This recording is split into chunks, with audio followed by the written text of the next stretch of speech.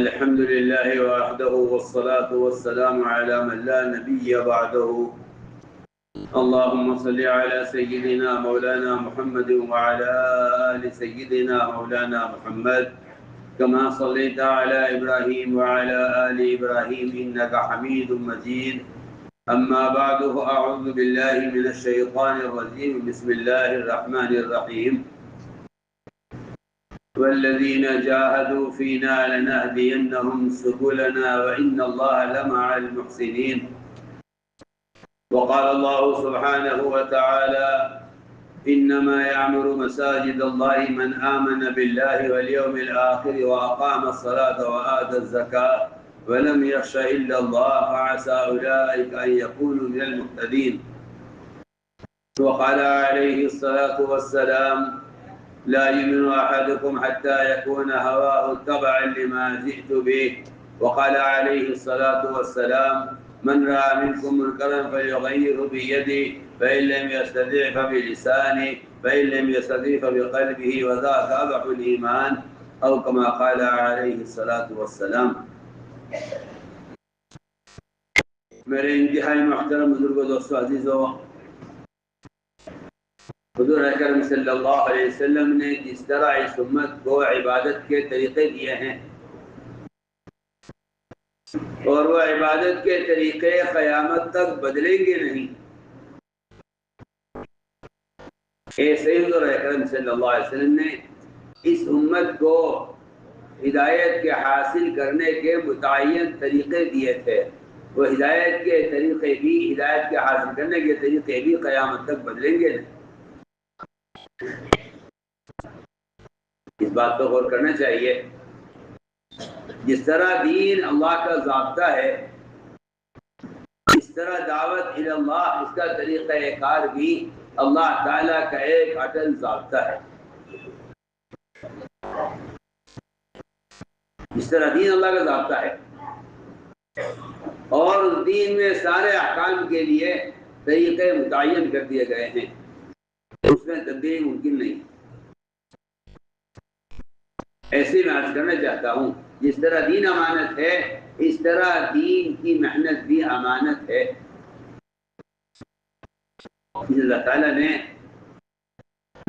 محنت کے ساتھ ایک شرط لگائی ہے، وہ شرط لگائی ہے کہ اللہ تعالیٰ ہدایت ان کو دیں گے جن کی محنت سنت کے مطابق ہوگی. یہ بالکل یہ ایک واضح بات ہے. جس طرح عبادات میں مومن کے لیے گنجائش نہیں ہے کہ وہ اپنی عبادت کو سنت کے خلاف ادا کرے، اس طرح اس دعوت الی اللہ کے فریضے میں بھی اتباع سنت اتنا ہی لازم ہے جتنا عبادات میں سنت کا التزام لازم ہے. اس لیے سب سے بنیادی بات یہ ہے کہ اس دعوت کے فریضے میں اپنے آپ کو سنت کے تابع کرو. کی وجہ یہ ہے کہ جب رواج آتا ہے تو رواجی طریقوں میں سہولتیں نظر آتی ہیں. رواجی طریقوں میں سہولتیں نظر آتی ہیں. رواجی طریقوں میں سہولتیں نظر آتی ہیں. جب مصر فتح نہ ہو کے دیا تو عمر رضی اللہ تعالیٰ عنہ نے مصر کے طرف بھیجے جانے والے صحابہ کو خط لکھا اور خط میں صاف لکھا ہے کہ شاید تم نے اب کچھ نئے نئے کام شروع کر دیے ہیں جس کی وجہ سے مصر فتح نہیں ہو رہا ہے. آپ کو بات بہت دھیان سے سننی ہوگی. حضرت نے کچھ نہیں لکھا ہے سوائے اس کے خط کے اندر یہ لکھا ہے کہ ایسا معلوم ہوتا ہے کہ مصر کی فتح میں تاخیر کی وجہ یہ ہے کہ تم نے نئے نئے کام شروع کر دیے.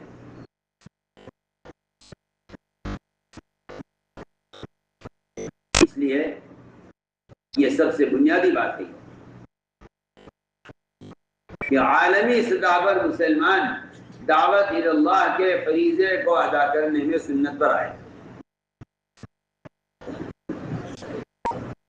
اس لیے ہم پہ تکلف کہتے ہیں اور ڈنکے کی چوٹ کہتے ہیں، اور بغیر کسی کی ملامت کی پرواہ کیے بغیر کہتے ہیں کہ دعوت کا فریضہ قلم سے، اخبار سے، رسائل سے، کتاب سے دعوت کا فریضہ ادا نہیں ہوگا۔ سچی بات ہے، دعوت کا فریضہ صرف بدن سے ادا ہو سکتا ہے۔ دعوت کا فریضہ صرف بدن سے ادا ہو، کوئی ذریعہ نہیں ہے جس سے آپ کے ذمے سے دعوت کا فریضہ ادا ہو جائے، اس کا کوئی ذریعہ نہیں سوائے بدن کے استعمال۔ یہ بالکل بات پکی سچی بات ہے۔ اس جگہ حدیث یہ بتا رہی ہے، حدیث یہ بتلا رہی ہے کہ کسی منکر کو ختم کرنے کے لیے ہاتھ کا یا زبان کا یا دل کا استعمال ہوگا۔ یہ تین اسباب ہیں، یہ تین اسباب جہاد ہیں، اور یہ تین منکر کو روکنے، منکر کو ختم کرنے کے یہ تین درجے ہیں۔ جہاد کے بھی تین درجے ہیں، اور اسی طرح حدیث سے معلوم ہوتا ہے کہ ایمان کے بھی تین درجے ہیں۔ ایمان کے بھی تین درجے، ایمان کے بھی تین درجے ہیں۔ حضرت علی کا قول میں عرض کر رہا ہوں کہ جہاد کے بھی تین درجے ہیں، یعنی منکر کو ہوتا ہوا دیکھے تو اپنے ہاتھ سے یا زبان سے یا دل سے اس کو بدلے۔ وہاں جیسا کا محفوظ ہے، چھپا ہوا ہے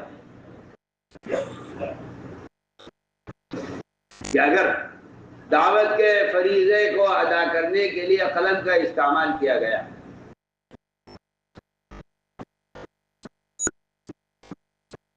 اگر دعوت کے فریضے کو ادا کرنے کے لیے قلم کا استعمال کیا گیا تو اس قلم کا استعمال ایسا ہے دعوت کی دنیا میں اور دعوت کے فریضے کو ادا کرنے میں، جیسا کوئی آدمی پانی ہوتے ہوئے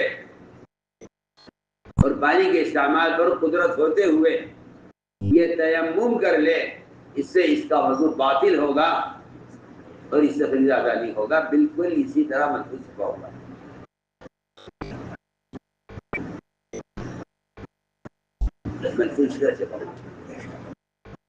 یہ قلم سے، اخبار سے، رسائل سے دعوت کا فریضہ ادا نہیں ہوگا، اس لیے کہ حکم تبلیغ کا ہے، ترسیل کا نہیں۔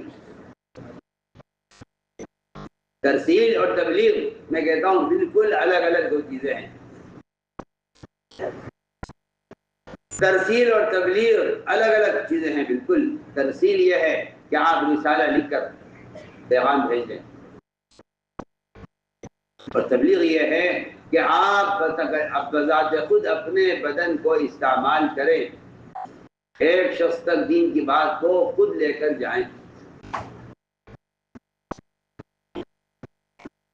قرآن کی صاف آیت ہے إِن لَمْ تَفْعَلْ فَمَا بَلَّغْتَ رِسَالَتَهُ، اگر آپ نے کام خود نہ کیا تو آپ نے تبلیغ کا فریضہ ادا نہیں کیا۔ إِن لَمْ تَفْعَلْ فَمَا بَلَّغْتَ رِسَالَتَهُ۔ آپ صلی اللہ علیہ وسلم نے اپنی جان سے ان تمام اذیتوں کو برداشت کرنے کے بعد یہ سوال کیا امت سے، الا هل بلغت، میں نے پہنچایا نہیں پہنچایا؟ اس لیے میں بہت دنیا کی بات آپ سے کر رہا ہوں کہ سب سے پہلی بات یہ ہے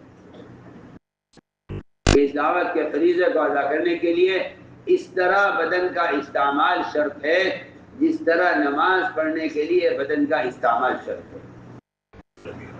خارجی کسی چیز سے نماز کا فریضہ ادا نہیں ہوگا، خارجی کسی چیز سے نماز کا فریضہ ادا نہیں ہوگا، اس طرح خارجی کسی بھی ذریعے سے دعوت کا فریضہ ادا نہیں ہوگا۔ اس لیے اصل تذکیر ہے، اصل تذکیر ہے، اور یہ بات آپ ذہن میں رکھیے گا کہ اصل تذکیر ہے اور تذکیر بدن کا فعل ہے، یہ آپ خود یاد دلائیں۔ اور قرآن کی آیتوں سے معلوم ہوتا ہے کہ ایمان کا کمال تذکیر میں ہے، ایمان کا کمال تذکیر میں ہے۔ آپ خود جا کر لوگوں کو ان کا دین یاد دلائیے۔ قرآن کی آیت صاحب کہہ رہی ہے اذا ذکر اللہ، جب اللہ کے بندوں کو اللہ کی یاد دلائی جاتی ہے تو دلوں کا جلا ہوتا ہے، اور جب دوسروں کو قرآن پڑھ کر سنایا جاتا ہے، جی ہاں، یعنی ان کو قرآن کے ذریعے اللہ کے احکام پر لایا جاتا ہے تو اس سے ایمان میں زیادتی ہوتی ہے۔ یہ قرآن کی آیت کا میں نے مفہوم عرض کیا ہے، اذا ذکر اللہ وجلت قلوبہم واذا تلیت علیہم آیاتہ زادتہم ایمانا۔ سمجھے کہ قرآن دو چیزوں سے قرآن بھرا ہوا ہے، اوامر اور نواہی، وعدے اور وعیدیں، وعدے اور وعیدیں، اوامر اور نواہی، ان سے قرآن بھرا ہوا ہے۔ جب دوسروں کے نیکی پر آمادہ کیا جاتا ہے اور دوسروں کو منکر سے بچانے کی کوشش کی جاتی ہے تو اس کا نتیجہ داعی کے لیے اپنے ایمان کی تکمیل کا اور ایمان کے بڑھنے کا ذریعہ ہوتا ہے۔ یہ ہے جو اصل بنیادی بات ہے، وہ مجھے عرض کرنی ہے۔ کیا موضوع ہے تبلیغ میں گشت کا؟ تبلیغ میں گشت کا موضوع کیا ہے؟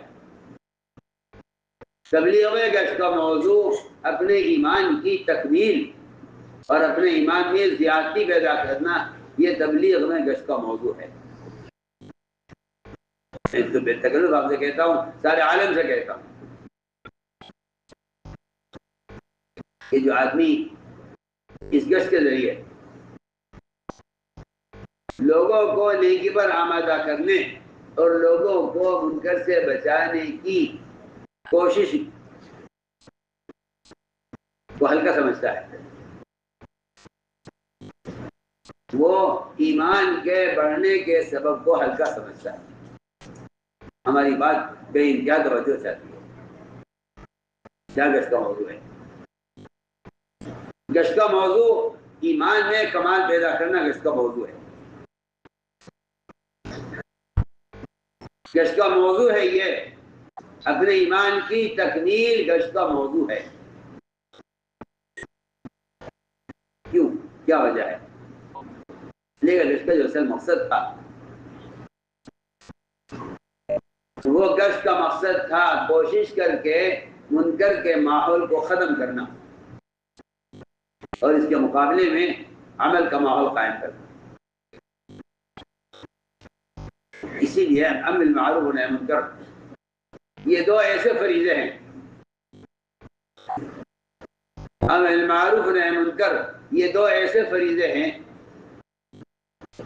جس کو ادا کیے بغیر ایمان کی تکمیل نہیں ہوگی۔ آپ بات پہ توجہ دیں پوری۔ امر بالمعروف و نہی عن المنکر یہ دو ایسے فریضے ہیں کہ ان کو خود اپنی ذات سے ادا کیے بغیر ایمان کی تکمیل نہیں ہوگی۔ مولانا بدر عالم میرے رحمۃ اللہ علیہ نے لکھا ہے ترجمان السنہ میں، ایک شخص اتنی نماز پڑھتا ہے نفلیں کہ اس کی پیشانی سیاہ ہو جائے سجدوں لمبے سجدے کرنے کی وجہ سے اور زیادہ سجدوں کی وجہ سے، اور روزے اتنا رکھتا ہے وہ پورے سال رمضان کے علاوہ کہ اس کے ہونٹوں پر خشکی جم جائے، اور وہ اپنے مال کی زکوٰۃ وقت پر پوری ادا کر دے۔ وہ لکھتے ہیں کہ اسلام میں ایمان کا معیار صرف یہ نہیں ہے، اسلام میں ایمان کا معیار صرف یہ نہیں ہے کہ اس کی پیشانی پر سجدہ کا نشان پڑ جائے اور اس کے ہونٹ وہ خشک پڑ جائیں روزوں کی کثرت سے، اور یہ اپنے مال کی پوری زکوٰۃ وقت پر ادا کر دے۔ مولانا صاحب لکھتے ہیں ترجمان السنہ میں کہ ایمان کی علامت یہ بھی ہے کہ آیا یہ دوسروں کو نیکی پر آمادہ کرتا ہے یا نہیں، اور یہ دوسروں کو منکر سے بچانے کی کوشش کرتا ہے. اس لیے قرآن نے ایمان باللہ کو امر معروف نہی منکر کے ساتھ جوڑا ہے. اس امر معروف نہی منکر کی عملی محنت گشت ہے. میں بہت کام کی بات آپ سے عرض کر رہا ہوں. گشت کو اتنی ہلکی نظر سے اور اتنا معمولی کام سمجھتا ہے آدمی اس کو کہ لوگوں کو دعوت دے کر تیار کر کے مسجد کے ماحول میں جمع کرنا ان کو فرائض سکھلانے کے لیے ہماری بات بے انتہا توجہ چاہتی ہے. لوگوں سے جا کر ملاقاتیں کر کے ان کو جمع کرنا مسجد کے ماحول میں اللہ کے فرائض سکھلانے کے لیے یہ اللہ تعالیٰ کا ایسا امر ہے اور یہ اتنا اہم کام ہے کہ اگر اس میں تاخیر کر دی جائے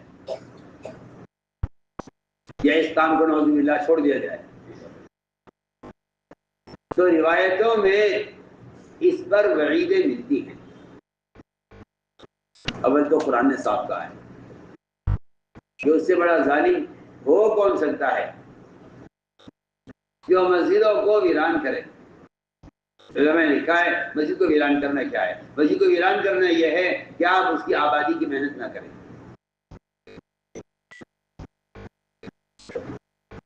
مسجد کو ویران کرنا یہ ہے کہ آپ اس کی آبادی کی محنت نہ کریں. یہ مسجد کو ویران کرنا ہے. اس کے ذیل میں اس آیت کے ذیل میں علی رضی اللہ تعالیٰ عنہ کا قول نقل کیا گیا ہے کہ اگر کسی شخص کے اندر کچھ شرافت کچھ انسانیت باقی ہے آپ شرافت انسانیت اگر کسی میں شرافت انسانیت ہے تو اس کا تقاضا یہ ہے کہ آج اپنے مقام پر رہتے ہوئے 3 کاموں کا اہتمام کرے گا. ایک قرآن کی تلاوت کا، ایک مسجد کی آبادی کی محنت کا، اور تیسری بات یہ فرمائی کہ شرافت انسانیت کا ایک کام یہ ہوگا کہ ہر مسجد میں علماء کی ایک جماعت تشکیل کی جائے جو وہاں کے عوام کو دین سکھلانے کے لیے کافی ہو جائے. یہ 3 کام فرمایا رضی اللہ تعالیٰ شرافت انسانیت کے یہ 3 کام ایسے ہیں جنہیں آدمی اپنے مقام پر رہ کر کرے. قرآن کی تلاوت، مسجد کی آبادی کی محنت، اور تیسرا کام کہ ہر مسجد میں علماء کی ایک کسی جماعت تشکیل کی جائے جو وہاں کے عوام کو دین سکھلانے کے لیے کافی ہو جائے. تو میں نے عرض کیا کہ ایک بنیادی بات عرض کرنا چاہتا ہوں کہ اس گشت کے کیا مقاصد ہیں. اس گشت کے کیا مقاصد ہیں؟ اس گشت کے کیا مقاصد ہیں؟ 3 بنیادی فریضے ہیں: ایمان، نماز اور علم. اور یہ 3 وہ بنیادی فریضے ہیں جو ہر مسلمان کے ذمہ فرض عین ہیں. ہم ان 3 فرائض پر امت کو جمع کرنے کے لیے گشت کرتے ہیں.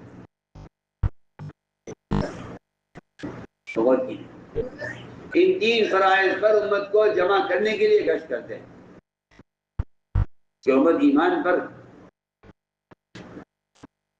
اور نماز پر اور مسجد میں مسائل فضائل کے حلقوں پر امت جمع ہو.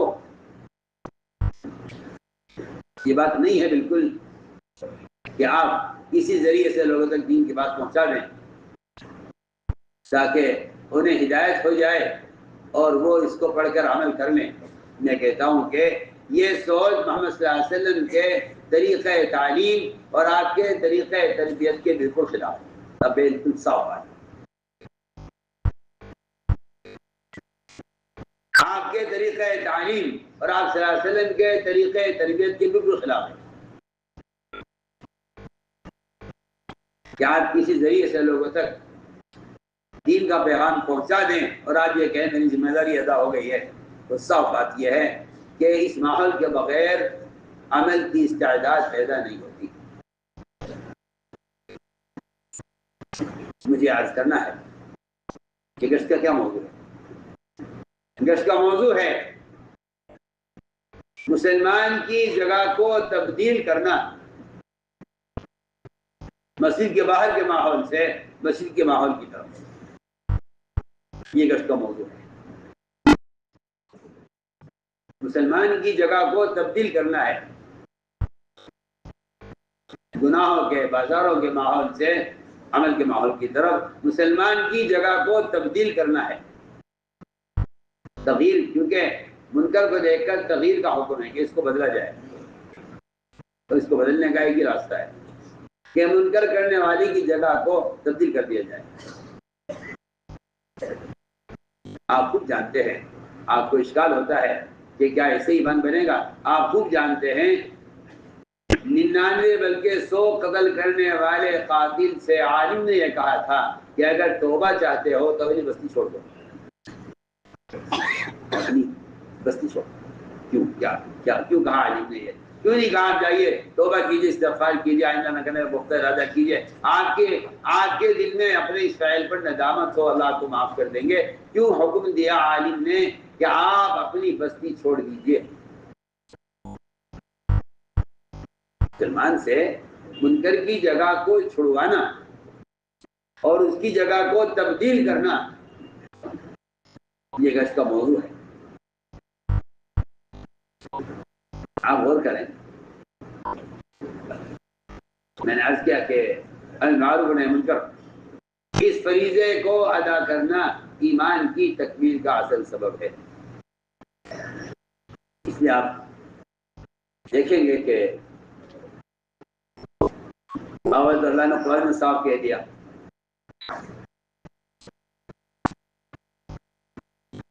کہ مسجدوں کو آباد کرنے والے یہ ایمان والے ہی ہو سکتے ہیں، مشرکین کا یہ کام نہیں۔ گویا کہ ایسا معلوم ہوتا ہے قرآن کی آیتوں سے کہ مومن مشرک کے درمیان مسجد کو آباد کرنے کا فرق ہے۔ فرق مومن مشرک کے درمیان جو فرق ہے، مومن مشرک کے درمیان جو فرق ہے وہ مسجد کو آباد کرنے کا فرق ہے۔ صاف قرآن کی آیت بتا رہی ہے کہ کس لیے گشت ہے؟ کہ گشت لوگوں کو مسجد کے ماحول میں لانے کے لیے ہے۔ اس لیے کہ المعروف والنہی عن المنکر کا فریضہ یہ نہیں تھا کہ آپ معروفات منکرات لکھ کر نشر کر دیں اور لوگوں کو معلوم ہو جائے معروفات کیا ہے منکرات کیا ہے۔ میں صاحب کہتا ہوں کہ یہ معروفات منکرات کو لکھ کر شائع کر دینا، یہ معروفات منکرات کا علم ہے، یہ المعروف والنہی عن المنکر کی عملی محنت یہ نہیں ہے۔ معروفات منکرات کا لوگوں کو علم ہو جائے، یہ ایک الگ راستہ ہے، ایک الگ کام ہے۔ ایک آدمی کو نیکی کے لیے تیار کرنا، ایک آدمی کو گناہ سے بچانے کی کوشش کرنا، یہ ایک مستقل ایک فریضہ ہے، یہ مستقل الگ کام ہے۔ چنانچہ میں نے عرض کیا کہ گشت کا سب سے پہلا مقصد تھا، گشت کا پہلا مقصد تھا اپنے ایمان میں کمال پیدا کرنا۔ میں اگر اتنا کہہ دیتا ہوں کہ گشت کا مقصد ایمان میں کمال پیدا کرنا، تو لوگ اشکال کرتے ہیں کیا اس سے ایمان بنے گا؟ میں کبھی کبھی سوچتا ہوں کہ اگر آدمی کسی عمل کے مقاصد پر غور نہ کرے تو اسے اشکال یہ ہوتا ہے کہ کیا اس سے ایمان بنے گا؟ میں ایک مثال پیش کرتا ہوں، اس کو غور کرنا۔ ایک شاعر مشہور ہے، یاد سننا، ایک شاعر مشہور ہے، مگس کو باغ میں جانے نہ دیجو کہ ناحق خون پروانے کا ہوگا۔ جو آدھی بدھو ہوگا، بے عقل ہوگا، جو آدھی بدھو اور بے عقل ہوگا وہ یہ کہے گا کہ شہد کی مکھی کے باغ میں جانے سے پروانے کے قتل کا کیا تعلق ہے؟ شاید میری بات پر آپ توجہ دیں. شہد کی مکھی کے چمن میں جانے سے، شہد کی مکھی کے چمن میں جانے سے وہ پروانے کے قتل کا کیا تعلق ہے؟ جی ہاں، میں ان لوگوں سے کہنا چاہتا ہوں جن کا اشکال یہ ہے کہ گشت سے ایمان کے بڑھنے کی کیا تعلق ہے.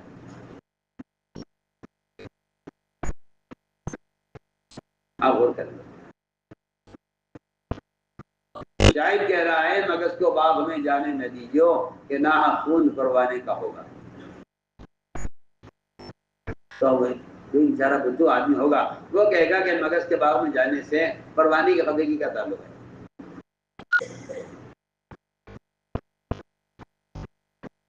ایسے آدمی کو سمجھانے کے لیے کہا جائے گا کہ دیکھو بات یہ ہے کہ جب یہ شہد کی مکھی جائے گی کسی چمن میں کسی باغ میں اور یہ وہاں سے رس چوسے گی پھلوں کا پھولوں کا، پھر اس کو لے کر آئے گی اور یہاں آ کر یہ چھتے میں داخل ہو کر یہاں شہد تیار کرے گی.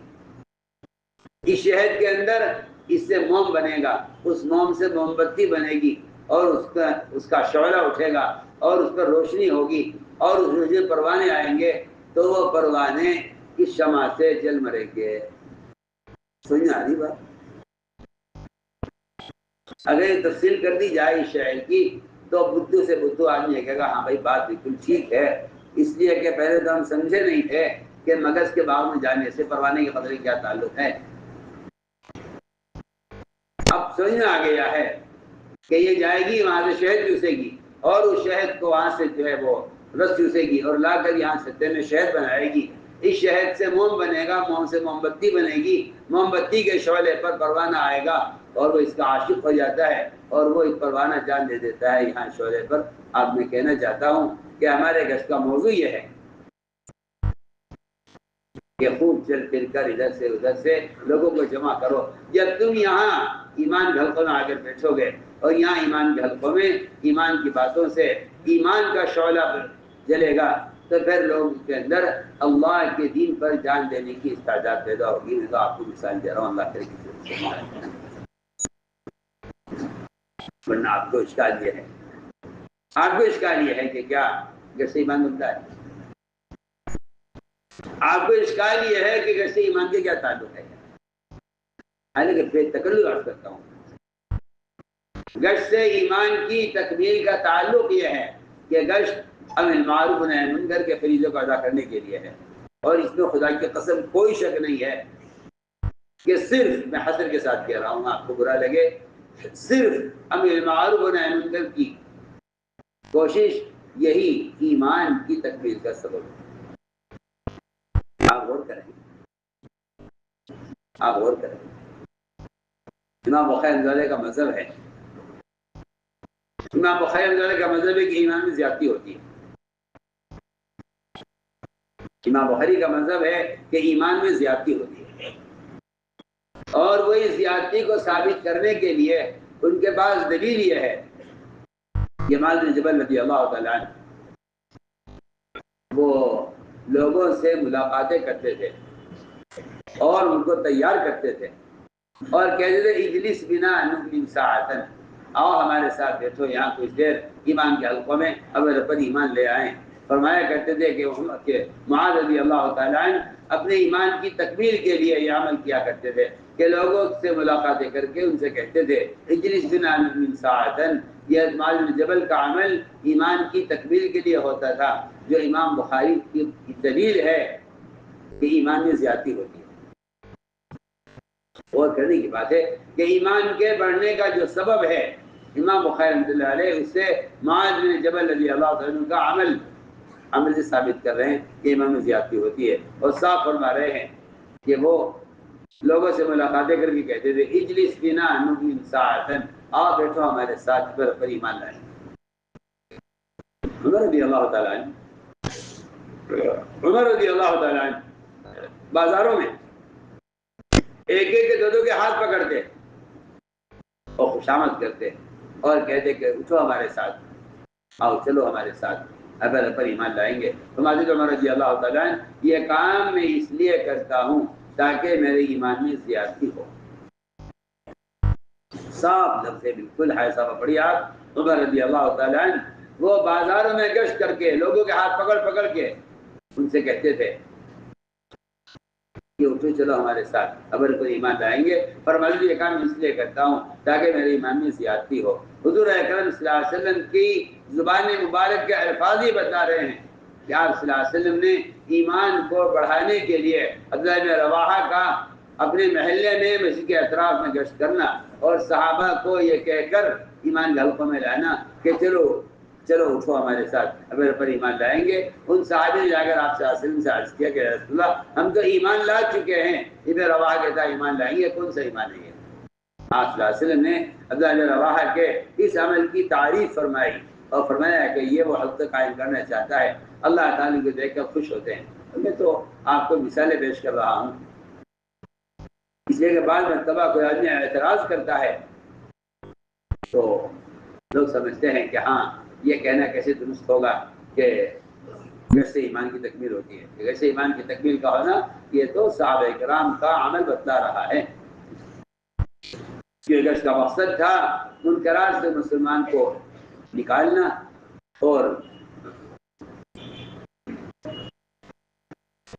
معروفات کے ادا کرنے پر مسلمان کو تیار کرنا۔ اس لیے کہ میں عرض کر چکا ہوں کہ لوگوں کو ان کا دین یاد دلانا، تذکیر میں ایمان کی زیادتی ہے۔ دیکھو میں کہہ رہا ہوں تذکیر میں ایمان کا بڑھنا ہے۔ فَإِذَا تُلِيَتْ عَلَيْهِمْ آيَاتُهُ زَادَتْهُمْ ایمانا، اس لیے ہم نے ایک بنیادی بات عرض کی ہے کہ ہمارا تبلیغ میں کہ اس کا جو اصل مقصد تھا وہ ہر مسلمان کا اپنے ایمان کی تکمیل کے لیے صحابہ کرام کی طرح اس لیے دعوت اپنی ذات سے دعوت دینا ہر مسلمان کے ذمہ فرض عین ہے۔ اپنی ذات سے دعوت دینا ہر مسلمان کے ذمہ فرض عین، اور یہ بات ذہن میں رہے سب کے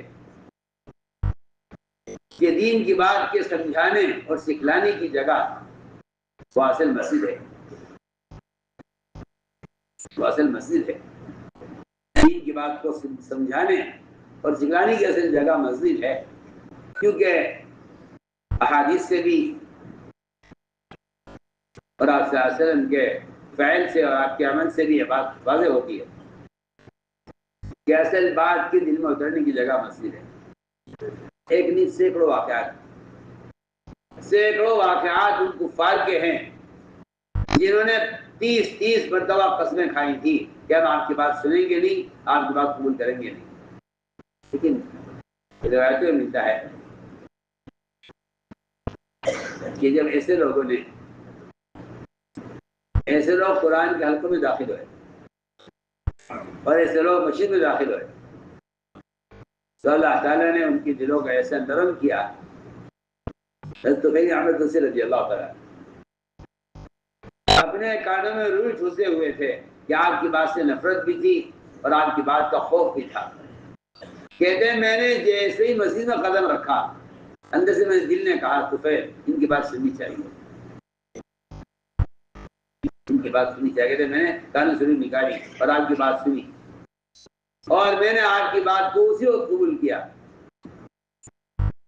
اور میں نے یہی آپ سے عرض کیا کہ میں اپنی قوم کو جا کر دعوت دیتا ہوں یہ مسجد میں آنے والا 80 خاندان، 80 افراد نہیں، 80 خاندان، 80 خاندانوں کو لے کر پہنچے خیبر کے موقع پر۔ یہ ان کی اکیلی کی ساری پورے علاقے کی محنت تھی۔ ایک اکیلا آدمی جو مسجد سے بات لے کر گیا ہے وہ 80 خاندانوں کو اسلام میں داخل کر کے اپنے ساتھ لے کر آیا ہے۔ تو یہ بات بالکل واضح ہے اور قرآن اس سے بھرے ہوئے ہیں کہ دین کی بات کے سمجھانے میں مسجد کا اللہ کی قسم کوئی متبادل نہیں ہے، کوئی متبادل نہیں ہے۔ اصل دلوں کو کھولنا ہے، کانوں میں دین کی بات ڈال دینا، اس سے تبلیغ کا فریضہ ادا نہیں ہوتا۔ تو کہاں تک آپ سے عرض کروں، آپ کو اشکال اس لیے ہوتا ہے کہ قرآن حدیث پڑھتے نہیں ہیں، ہماری ایسا کا مسئلہ پہ غور کرتے نہیں ہیں، اعتراض سب سے پہلے کرنے کو تیار ہے۔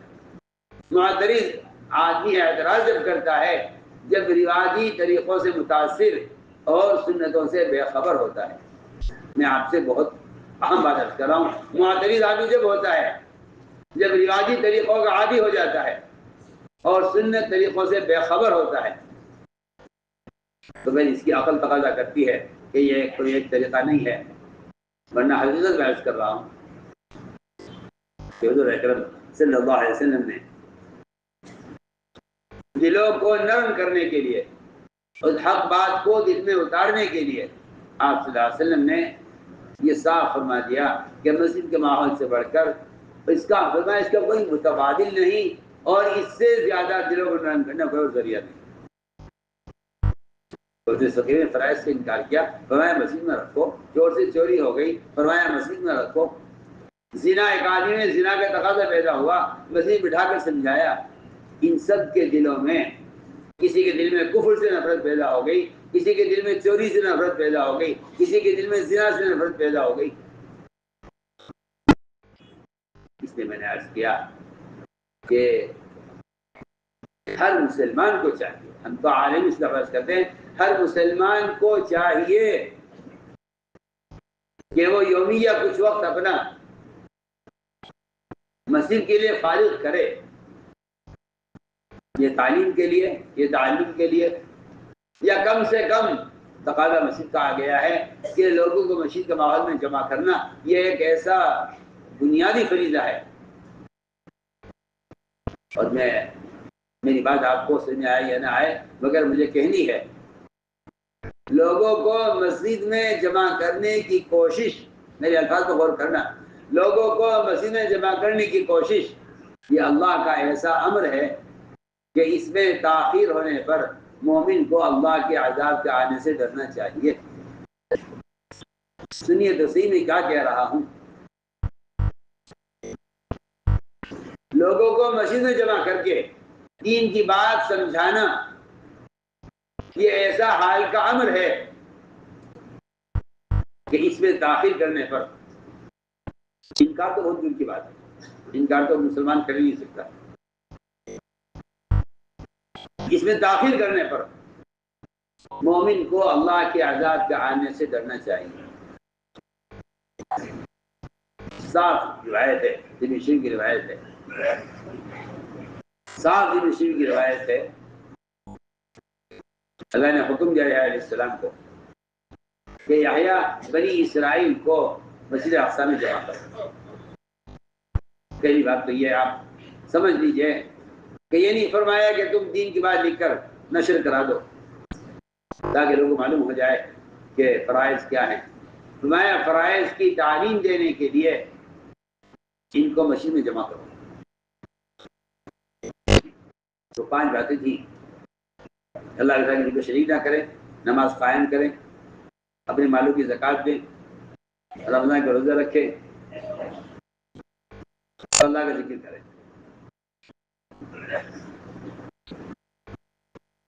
یحییٰ علیہ السلام کسی کام میں مشغول تھے، عیسیٰ سے یاد دلایا کہ یحییٰ اللہ نے تمہیں اس بات کا حکم دیا ہے کہ بنی اسرائیل کو مسجد میں جمع کر کے یہ باتیں آپ ان کو سکھلائیں۔ اگر آپ مشغول ہیں تو یہ کام میں کر دیتا ہوں، یہ کام میں کر دیتا ہوں۔ یا عیسیٰ نے جواب دیا، عیسیٰ اگر یہ کام تم نے کیا میں نے نہ کیا تو اللہ مجھے زمین میں دھسائیں گے، اللہ مجھے عذاب دیں گے۔ میں سوچتا ہوں کبھی کبھی کہ اگر کسی کا خیال یہ ہے کہ یہ کام کرنا کوئی ایسا فرض کوئی واجب نہیں ہے، ایک نیک کام ہے تو کرنا چاہے تو کر لے، میں کہتا ہوں کسی مستحب کام کے نہ کرنے پر خص کی عذاب کی دھمکی کا کیا مطلب ہے؟ سوچیے آپ، اگر یہ کام کوئی ایسا لازمی نہیں تھا تو صرف تاخیر کے اندیشے پر کہ دیر نہ ہو جائے عیسیٰ علیہ السلام اپنے آپ کو پیش کر رہے ہیں کہ یہ کام میں کر دیتا ہوں، متبادل۔ ایسا کہے کہ نہیں عیسیٰ اگر یہ کام تم نے کر دیا میں نے نہ کیا تو اللہ مجھے عذاب دیں گے اور اللہ مجھے زمین میں دھسا دیں گے۔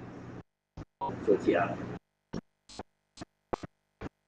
تو ہم نے عرض کیا کہ کچھ حقیقت ہے جس پر غور کرنے کی ضرورت ہے. کچھ حقیقت ہے جس پر غور کرنے کی ضرورت ہے. اس لیے سب سے پہلا کام یہ ہے کہ اصل گشت کا موضوع تھا مسلمان کی جگہ کو تبدیل کرنا. آپ ذرا غور کیجئے، وہ مرغی جس کو جلالہ کہتے ہیں جو گندگی کھاتی ہے، شریعت کا یہ حکم ہے، شریعت کا یہ حکم ہے کہ اگر آپ اس کو استعمال کرنا چاہتے ہیں، مرغی کو جو گندگی کھاتی ہے تو اس کی عادی ہو گئی ہے، آپ اسے کچھ وقت کے لیے دربے بند کر دیجئے. شریعت نے کہا اگر بڑا جانور ہے تو 3 دن، اور اگر جانور چھوٹا ہے، مرغی وغیرہ ہے، تو اس کو 24 گھنٹے اسے کم سے کم بند کر دیا جائے اس ماحول میں، تاکہ اس کے بدن سے گندگی کا اثر ختم ہو جائے. آپ غور کیجئے، ایک جانور جو حلال حرام کا مکلف نہیں ہے، اسے کھانے کے قابل بنانے کے لیے اسے گندگی کے ماحول سے ہٹا کر بند کیا جاتا ہے دربے کے اندر. تو وہ انسان جس کو اللہ نے عبادت کے لیے پیدا کیا ہے، اگر یہ گناہوں کے ماحول کا عادی ہو گیا ہے تو اس کا مسیح کے ماحول میں رہنا کتنا ضروری ہوگا عمل کے قابل بننے کے لیے اور اللہ تعالیٰ کی اطاعت کی استعداد پیدا کرنے کے لیے. میں تو آپ کو آسان مثال عرض کروں. اس لیے صاف بات کہ ہے مسجد کا ماحول بذات مطلوب ہے. ہم یہ نہیں سوچ سکتے کہ کیا بات ہے، اگر نہیں تو یہاں نہیں تو وہاں بات کر لو، وہاں نہیں تو وہاں بات کر لو. نہیں کوئی آتا ہے تو اس تک بات پہنچا دو. میں کہتا ہوں کہ یہ سارے آپ کے اپنے خیالات ہیں، ورنہ آپ صلی اللہ علیہ وسلم کو اس پر اصرار ہے کہ انہیں مسجد میں رکھا جائے. چور کو چوری کے حرام ہونے کا علم ہو جائے، اس سے آدمی چوری نہیں چھوڑ سکتا. چور سے چوری کی نفرت پیدا کرانے کے لیے اور چور کے دل میں چوری کی نفرت پیدا کرنے کے لیے آپ نے چور کو مسجد میں رکھا ہے. اور بھاگنے کا اندیشہ تھا کیونکہ جرم کیا ہوا ہے، ڈرا ہوا ہے، تو آپ نے اس کو باندھ دیا سکون سے کہ سکون سے باندھ دو تاکہ یہ مسجد میں رہے کچھ وقت. تو میں نے عرض کیا کہ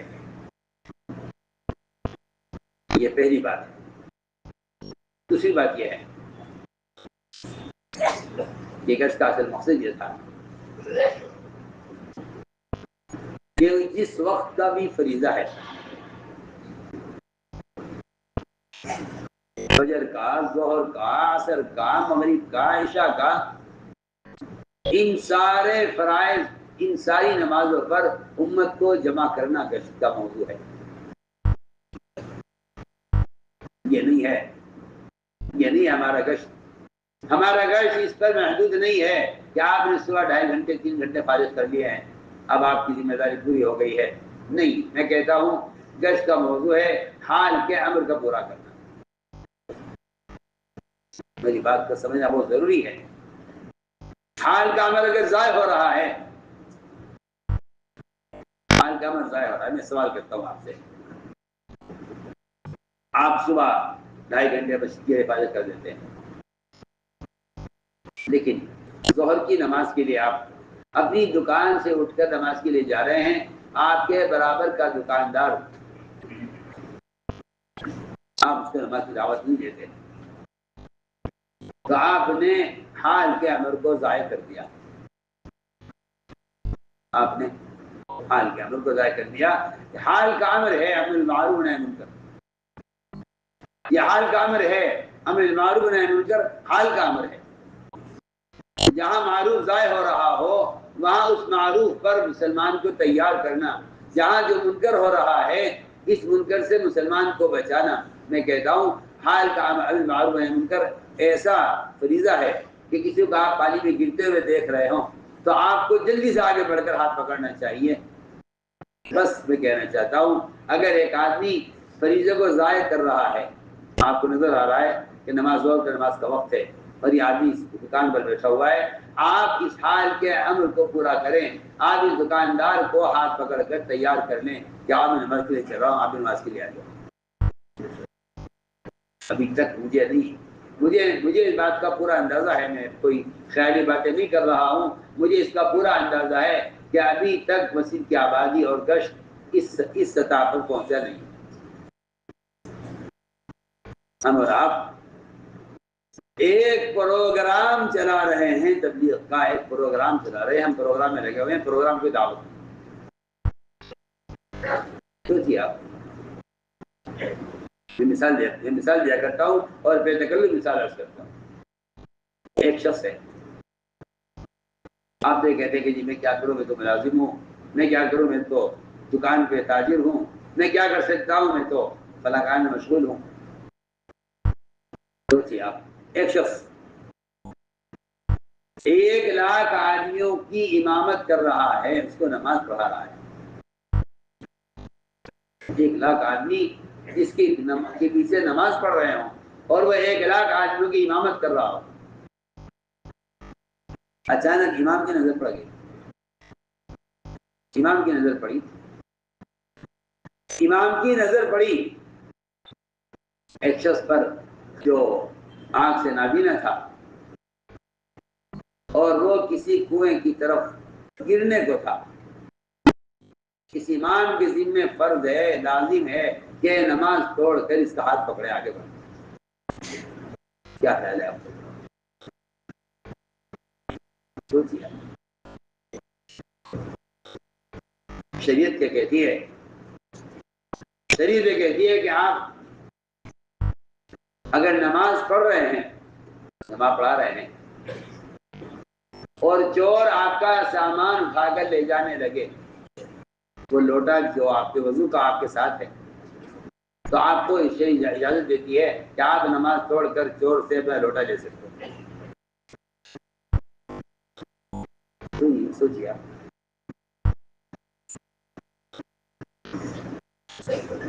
امام یہ 1,00,000 آدمیوں کی امامت کر رہا ہے، اگر یہ کہتا ہے کہ جی میں اس گرنے والے کو اگر روکتا ہوں تو ان کی نماز کا مسئلہ ہے۔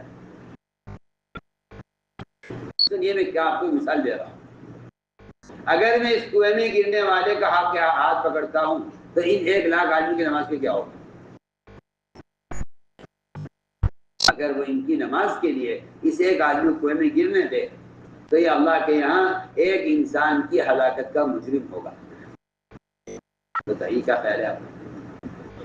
کہیں کوئی گنجائش نہیں ہے اس کی کہ وہ یہ کہہ دے کہ جی مرنا ہے اس کو مرنے دو، میں کیا کر سکتا ہوں، میں تو نماز پڑھا رہا ہوں۔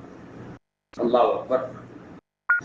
سوچیے آپ، ایک آدمی نماز کی امامت کا عذر پیش نہیں کر سکتا، اس آدمی گڑھے میں گرنے پر ایک تاجر، ایک ملازم اپنے دفتر کی مجبوری اور اپنی دنیاوی مجبوری کو عذر پیش کر رہا ہے، ایک آدمی ایک نماز ضائع کر کے جہنم کے گڑھے میں گر رہا ہے اور آپ یہ کہتے ہیں کہ میں کیا کر سکتا ہوں، میں تو تاجر ہوں۔ بتائیے آپ، میں بالکل آسان مثال پیش کر رہا ہوں آپ کو، سوچیے آپ،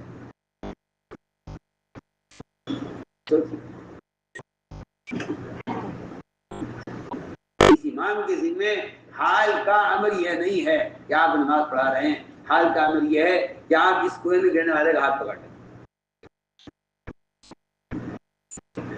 میں آسان مثال عرض کر رہا ہوں، اس پر آپ سوچ لیجیے کہ ایک تاجر کی مشغولی، ایک ملازم کی مشغولی، اگر وہ آپ سے اس دعوت کے فریضے کو چھڑوا رہی ہے تو آپ اندازہ کر لیجیے۔ ایسا کا صاحب مجھے سکھا ہوا ہے، فرماتے تھے گشت کا موضوع ایسا ہے جیسا بھڑکتی آگ میں سے عورتوں کو بچوں کو بچا کر نکالا جاتا ہے، یا اچانک آنے والے سیلاب سے ڈوبنے والوں کو ہاتھ پکڑ پکڑ کر نکالا جاتا ہے۔ ہم عرض کر رہے ہیں کہ اصل بات یہ تھی کہ حال کا امر یہ تو میں کیا کہوں آپ سے، ہمارے لیے اس تبلیغ کی دنیا میں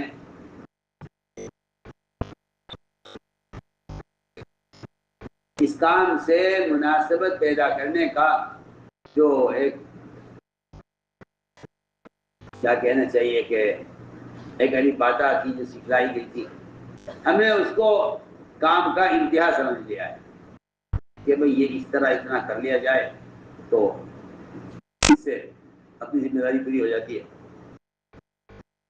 حالانکہ میں عرض کر رہا ہوں کہ حال کا امر کسی کو منکر کرتے ہوا دیکھ رہے ہوں، کسی کو نماز ضائع کرتے ہوا دیکھ رہے ہوں، حال کا امر یہ ہے کہ آپ اس کو فوراً اس منکر سے بچانے کی کوشش کریں۔ جس طرح کسی آدمی کو آپ ڈوبتا ہوا دیکھ رہے ہیں تو آپ نہیں کہہ سکتے کہ میں تو صبح یہ کام کر چکا ہوں، یہ اگر ڈوب رہا ہے تو ڈوبنے دو۔ وہ تو حال کا امر آپ کو آمادہ کرے گا آگے بڑھ اس کا ہاتھ پکڑنے کا۔ ہم نے اس لیے عرض کیا ہے کہ گشت کا مقصد صحیح تھا۔ تو میرے دوستوں سے دوسرا فریضہ نماز کا ہے۔ ایک مسلمان سے نماز ادا کروانا، ایک مسلمان سے نماز ادا کروانا یہ گشت کا موضوع ہے۔ ایک مسلمان سے نماز ادا کروانا گشت کا موضوع ہے۔ ایک مسلمان سے نماز ادا کروانا گشت کا موضوع ہے۔ میں آج کل چکا ہوں علم، ایمان اور نماز، یہ تین فریضے بنیادی ہیں۔ ان تین فرائض پر امت کو لانا اس کے لیے گشت ہے۔ یہ تین فرائض بتلا دینے کے لیے گشت نہیں ہے۔ ان تین فرائض پر امت کو لانا عملی طور پر یہ گشت کا موضوع ہے۔ اس لیے ایک بات یہ تھی کہ لوگوں کو سے نماز کا فریضہ ادا کروانے کے لیے، اور دوسری بات یہ ہے کہ اس راستے میں نکلنے کی غرض یہ بھی ہے کہ آدمی ان تمام اسباب سے پوری طرح منقطع ہو جائے جو اسباب فرائض میں اور نوافل میں غفلت سستی پیدا کرتے ہیں۔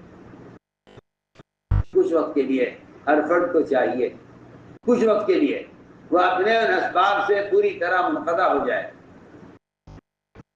جن اسباب کی مشغولی کی وجہ سے فرائض میں غفلت اور نوافل میں سستی پیدا ہو جاتی ہے۔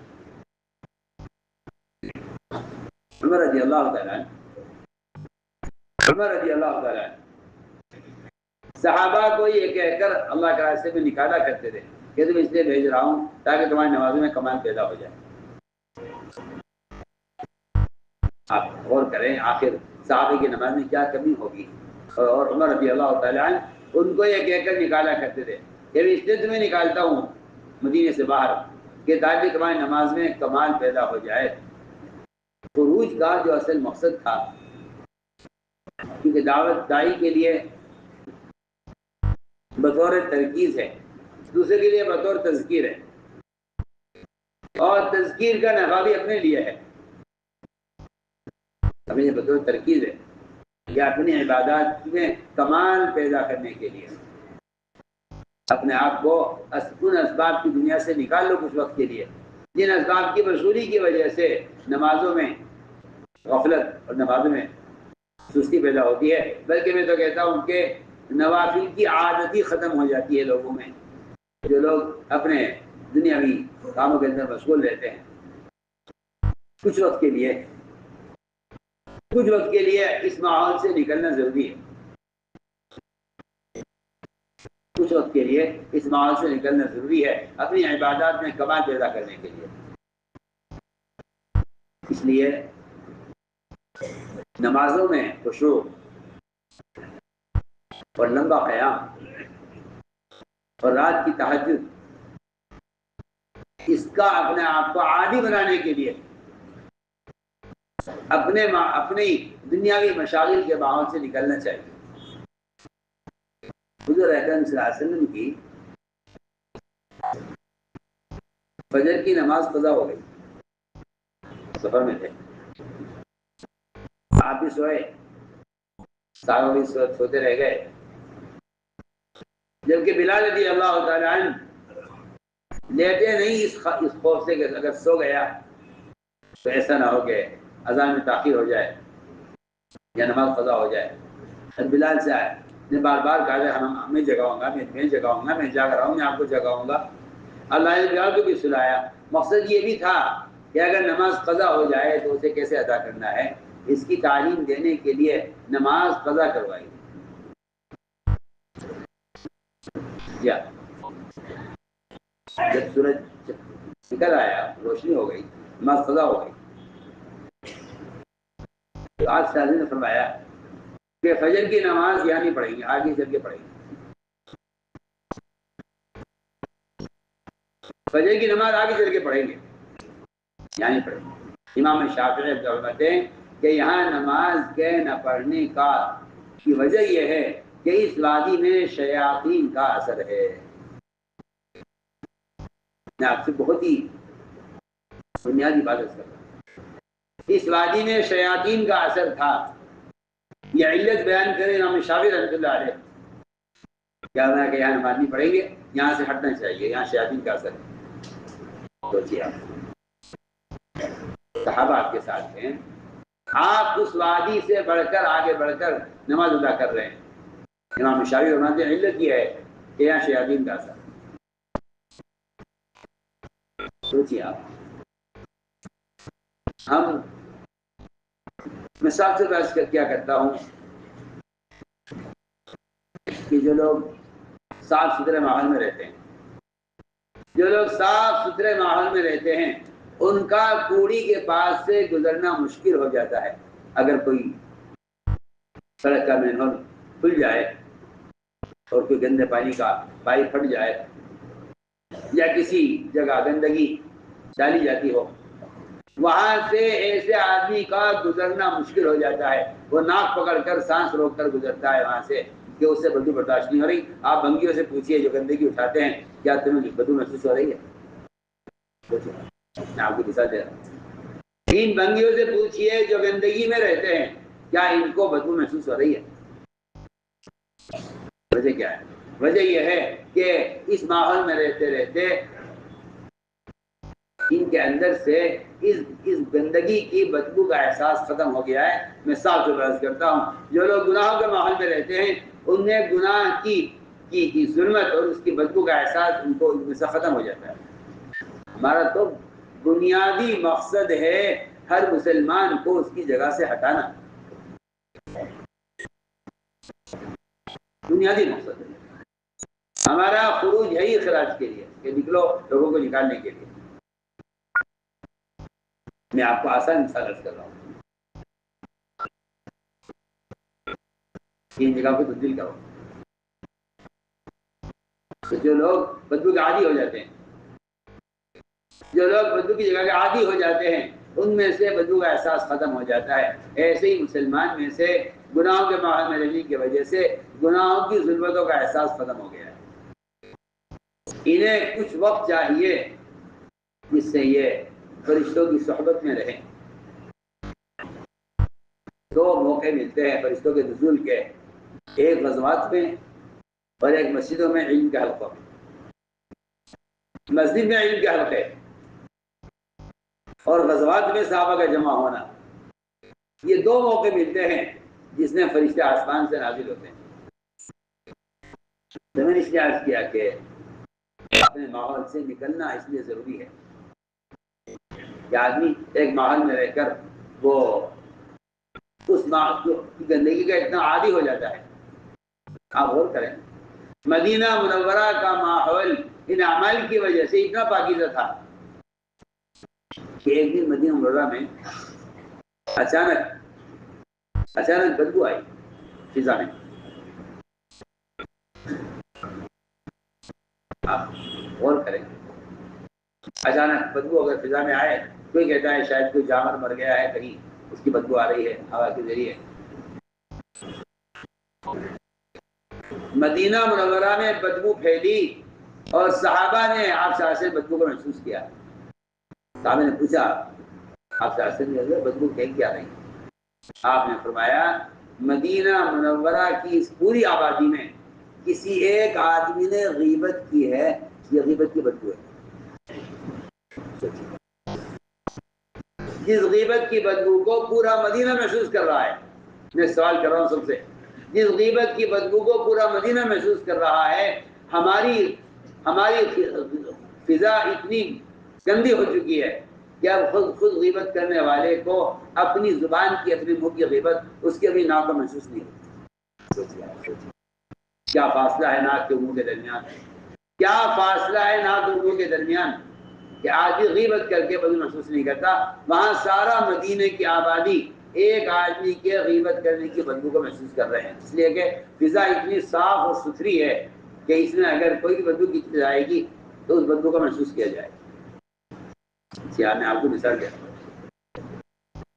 اس لیے میرے دوستوں یہ نکلنے کی غرض تھی کہ ہماری عبادات میں کمال پیدا ہو۔ اور یہ واقعہ رکھو کہ فرائض کی تکمیل نوافل سے ہوتی ہے، فرائض کی تکمیل نوافل سے ہوتی ہے، فرائض کی تکمیل نوافل سے ہوتی ہے، کیونکہ قرآن بھی حدیث بھی یہ بتا رہی ہے کہ ایک تو دعوت کے اس میدان میں فتح و نصرت، اور دوسرے علم کے کھلنے کا سبب وہ اصل رات کا قیام، وہ رات کا قیام۔ وہ صدیق رضی اللہ تعالیٰ عنہ نے نکلنے والی جماعتوں کو اس کی ہدایت ہوا کرتی تھی کہ اگر دو کام تم نے زیادہ کیے، ایک رات کا قیام، ایک رات کا قیام اور دوسرے قرآن کی تلاوت، یہ دو کام اگر تم نے زیادہ کیے تو اللہ کی مدد تمہارے ساتھ ہوگی۔ قرآن بھی یہ کہتا ہے اذا لقيتم فئة فاثبتوا واذكروا الله كثيرا لعلكم تفلحون، کہ جب تمہاری اس راستے میں کسی سے ملاقات ہو تو تمہیں چاہیے کہ تم اللہ کے راستے میں نکل کر دو کام زیادہ، اللہ کا ذکر زیادہ کرنا تاکہ تم کامیاب ہو جاؤ اپنے مقصد میں۔ جو قرآن کی آیت کا میں نے مفہوم عرض کیا ہے، اور وہ صدیق کے خطبے میں ہے، فرماتے تھے کہ دو کام اللہ کے راستے میں نکل کر زیادہ کرو گے تو تمہیں اپنے مقصد میں کامیابی حاصل ہوگی، ایک رات کا قیام، دوسرے قرآن کی تلاوت۔ تو ہم نے عرض کیا کہ نکلنے کی غرض ہے یہ، اس لیے میں تاکید سے کہا کرتا ہوں کام کرنے والوں کو کہ یہ رات کے قیام کا، تہجد کا اہتمام کریں۔ اس بارے میں غفلت بہت ہو رہی ہے، ساتھی کام میں تھک جاتے ہیں، کام میں تھک جاتے ہیں، حالانکہ جس کام میں آپ تھکائے رہیں اپنے آپ کو، یہ اسی کام میں کامیابی کا اصل ذریعہ ہے، رات کا قیام۔ آپ صلی اللہ علیہ وسلم نے، آپ کا معمول تھا کہ آپ روزانہ عشاء کی نماز بہت تاخیر سے ہوتی تھی، اور عشاء کی نماز کے بعد آپ صلی اللہ علیہ وسلم وہ ملاقاتوں میں نکل جاتے ہیں۔ یہاں تو عام ذہنیت یہ بنائی گئی ہے کہ عشاء کے بعد کا وقت تو آرام کا ہے، اس لیے کہ سیرت سامنے ہے نہیں، اور آپ صلی اللہ علیہ وسلم کے رات کی ملاقاتیں وہ کسی کے سامنے ہے نہیں۔ جی ہاں، ایک بیٹھ جانے کے چند، اللہ مجھے معاف فرمائے، سیرت سے ناواقف، اپنے تجربات کی بنیاد پر کام کرنے والے وہ بیٹھ جائیں گے، بیٹھ کے طے کر لیں گے یہ وقت ملاقاتوں کا وقت نہیں ہے۔ آپ کی مسجد نماز تہائی رات تک مؤخر ہوتی تھی، تہائی رات اگر کہا کہ رسول نماز پڑھا دیجیے عشاء کی، عورتیں بچے جو نماز کے لیے آئے تھے مسجد میں سب لیٹ کر سو گئے ہیں، آپ عشاء پڑھا دیجیے، داخل اسی تاخیر کے بعد آپ عشاء کی نماز پڑھاتے، پھر آپ صلی اللہ علیہ وسلم انصار کے محلے میں جاتے اور نئے آنے والوں کو آپ کھڑے مکہ مکرمہ کے زمانے کے حالات ان کو سناتے، کیا تکلیفیں ہم نے اٹھائیں، کیا حالات سے کن حالات سے گزرے ہیں، کس طرح دین یہاں تک پہنچا ہے، تاکہ نئے آنے والوں کو اسلام کی قدر ہو کہ آپ کھڑے عائشہ فرماتی ہیں میں آپ کا انتظار کرتی رہتی کہ آپ رات کو کب آئیں گے۔ آپ بہت تاخیر سے آتے اور گھر میں داخل ہوتے تو سیدھے آپ مصطلح پر پہنچ جاتے۔ مسئلے پر عائشہ فرماتی ہے کہ میں اس نظام میں رہتی کہ آپ شاید آگر لیٹیں گے، تھکے ہوئے ہوں گے، وہاں سب فرماتے تھے کہ اذا فرغت فانصب، اس کا تقاضا یہ ہے کہ تمہارا قیام اور تمہاری عبادت اور تمہاری نوافل وہ ہونی چاہیے اصل دعوت کے بعد، اس لیے کہ اذا فرغت فانصب وإلی ربک فرغب، یہ تین الفاظ بتا رہے ہیں کہ دعوت پھر عبادت پھر دعا، دعوت عبادت پھر دعا، تھکا دینے والے گشت کے بعد، تھکا دینے والے گشت کے بعد کی عبادت، اور پھر اس تھکا دینے والی عبادت کے بعد کی دعائیں۔ تو ہم نے عرض کیا کہ رات کے قیام میں اور تہجد میں بہت کمی ہو رہی ہے، جبکہ قرآن یہ کہہ رہا ہے، قرآن یہ کہہ رہا ہے کہ رات کے قیام اور تہجد سے دن بھر کے بڑے بڑے کام میں مدد ملے گی۔ اشد وقوم قیل ان لک فی النہار سبحا طویلا، سبحا طویلا کا مطلب ہے کہ آپ کو دن میں بڑے بڑے کارنامے انجام دینے ہیں، وصولیابی کے، جہاد کے، تشکیل کے، بڑے بڑے کام جو آپ کو کرنے ہیں دن بھر، اس میں جو مدد ملے گی صاف قرآن کی آیت بتا رہی ہے کہ اس کا تعلق رات کے قیام سے ہے۔ ایک صاحب کا نے بیان دے کر دیا، انہیں بیان سے معذرت کر دیا، میں بیان نہیں کر سکوں گا، شاید کوئی عذر ہوگا، بخار ہوگا، کوئی تکلیف ہوگی۔ میں نے پوچھا ان سے تم نے بیان کیوں نہیں کیا؟ کہنے لگا حضرت وہ رات تہجد چھوٹ گئی، رات تہجد، اس لیے سمجھا کہ رات کا قیام نہیں ہوا تو اس غفلت کی رات کے بعد صبح بیان کس طرح کر لوں گا؟ اس رات کی غفلت کے بعد صبح بیان کیسے کر لوں گا؟ آپ غور کیجئے قرآن کی آیتوں میں مومن مشرک کے درمیان تہجد کا فرق ہے۔